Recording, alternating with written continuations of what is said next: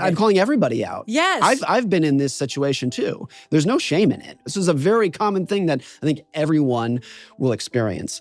And I think a lot of why I got interested in this topic, every book that I've written started with looking in the mirror and being like, when have I been envious? When have my expectations spiraled out of control? No one is immune to this.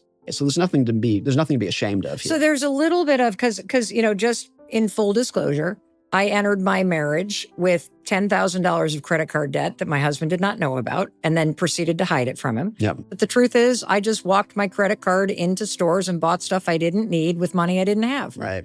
And then even if I look at what happened to my husband and I when I was 41 years old and his restaurants were going under and taking our house and our entire life savings with it, the truth is, we did spend a lot of money we didn't have. Yeah. We did rack up that debt. And I remember several years later, as we were starting to climb our way out, there was a level of relief when I could say to myself both, I'm responsible for this mess.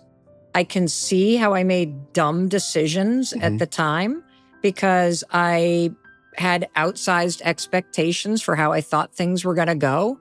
And admitting it to myself in a weird way made me feel like, well, if I've got the power to make dumb decisions, then maybe if I wake up and recognize that, I've got the power to make better decisions. Yes, that's absolutely true.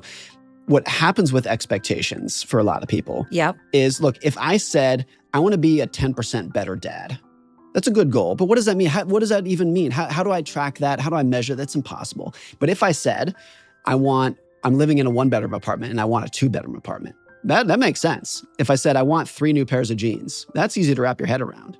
Money is so quantifiable.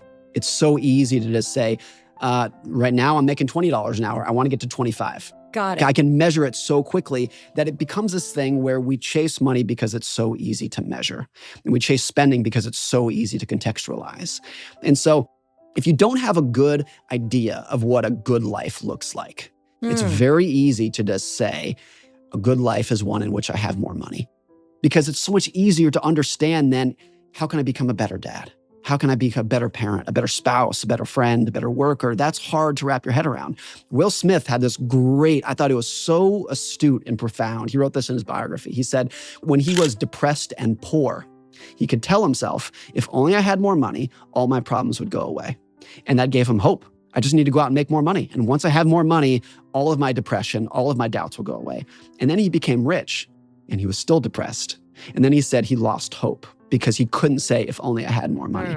And so we chase money because it's so easy to wrap our heads around. And we chase it with the idea that it's the solution to all of our problems, even if it can solve some problems, but not the biggest ones. The hole that you're trying to fill, the psychological hole that you're trying to fill, is probably not going to be filled with money. So the takeaway that I've got from what you just shared, which is much deeper, is that if you're sitting there listening and you're saying, I'm so behind, I'm so behind, I'm so behind, there's 2 things to do. First of all, you're in the right place because we're going to be learning from you exactly what to do, Morgan.